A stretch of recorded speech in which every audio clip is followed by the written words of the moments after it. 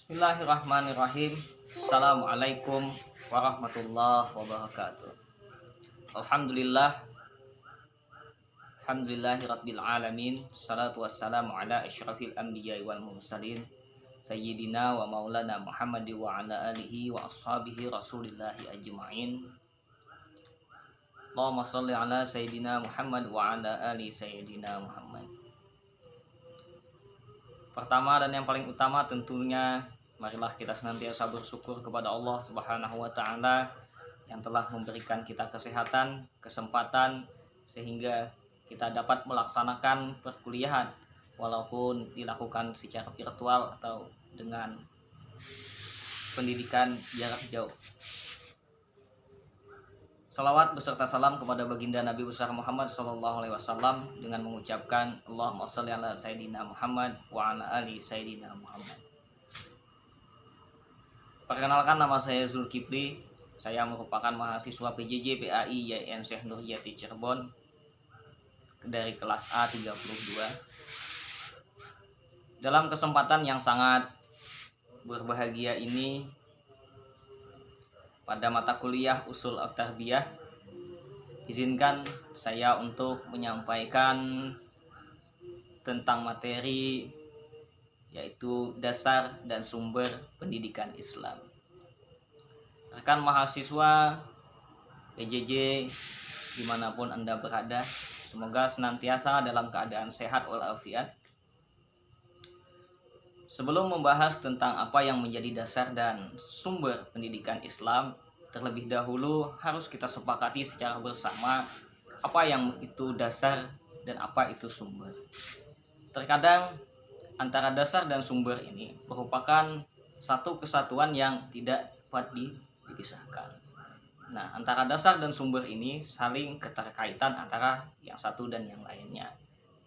Nah, di mana dasar itu merupakan fondasi asas untuk melakukan segala sesuatu ya, atau yang menjadi dasar untuk berdirinya sesuatu.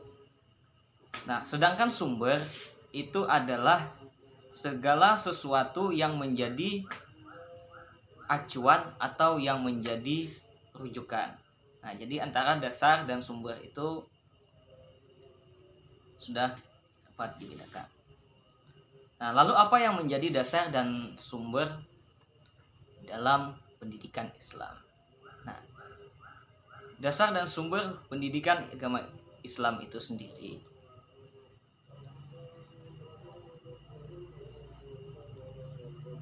yang pertama adalah Al-Quran, yang kedua adalah hadis atau sunnah, yang ketiga adalah ijtihad. Kemudian ada historis atau sejarah Islam itu sendiri. Yang kelima itu adalah maslahah al-mursalah, dan yang keenam yaitu uruf. Meskipun di dalam beberapa referensi lain mengatakan hanya ada 3 atau yang mengatakan ada 4, tetapi di sini saya ingin menjelaskan lebih secara komprehensif. Barangkali saya menyebutnya sumber itu menjadi 6. Yang pertama adalah Al-Quran. Tentu kita semua telah mengetahui bahwa Al-Quran merupakan sumber pertama dan yang paling utama di dalam pendidikan Islam. Al-Quran memiliki konsep pendidikan yang sangat utuh dan komprehensif. Ya, tidak hanya saja mudah untuk diungkap secara keseluruhan karena luas dan mendalam pembahasannya itu di dalam Al-Quran. Di samping itu juga keterbatasan manusia untuk memahami keseluruhannya dengan sempurna, dan pendidikan Al-Quran juga memiliki pengaruh yang sangat dahsyat apabila dipahami dengan tepat dan diikuti serta diterapkan secara utuh dengan benar.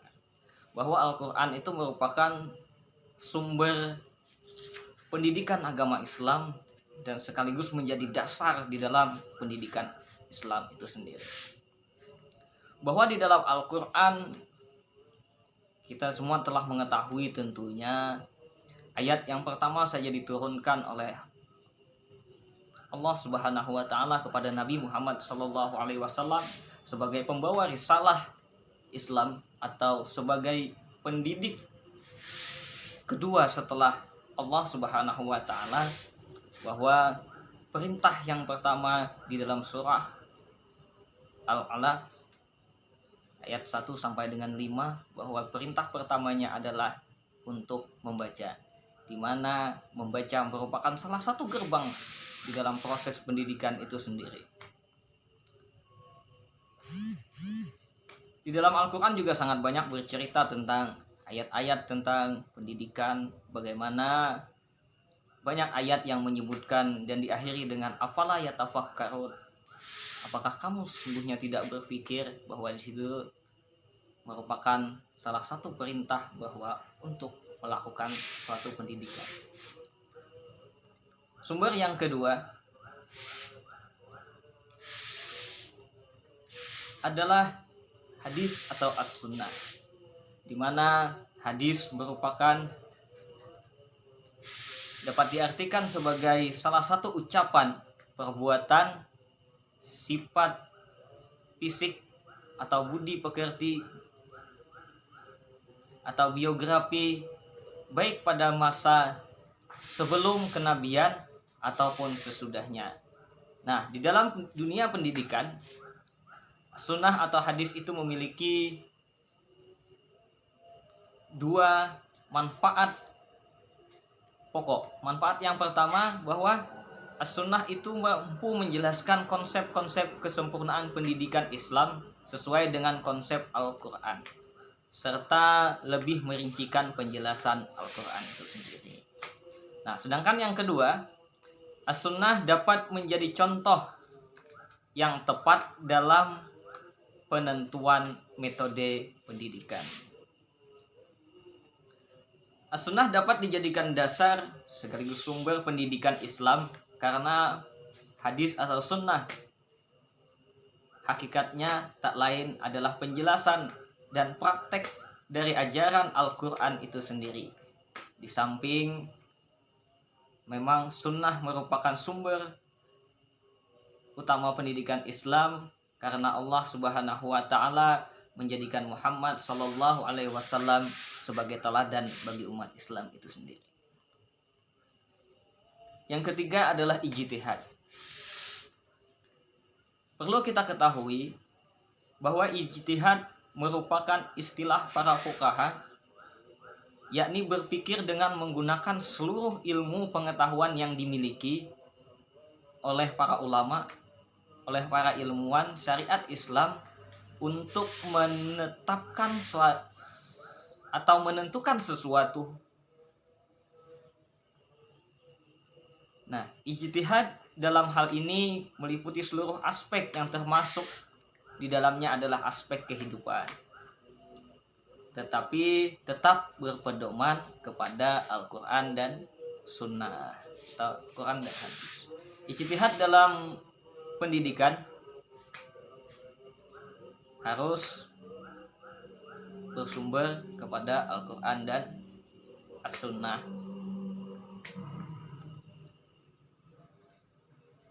Nah, ijtihad di dalam dunia pendidikan, rekan-rekan mahasiswa semuanya, ternyata semakin dibutuhkan.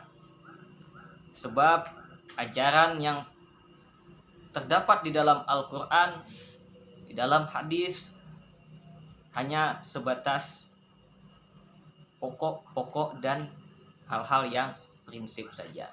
Bila ternyata ada agama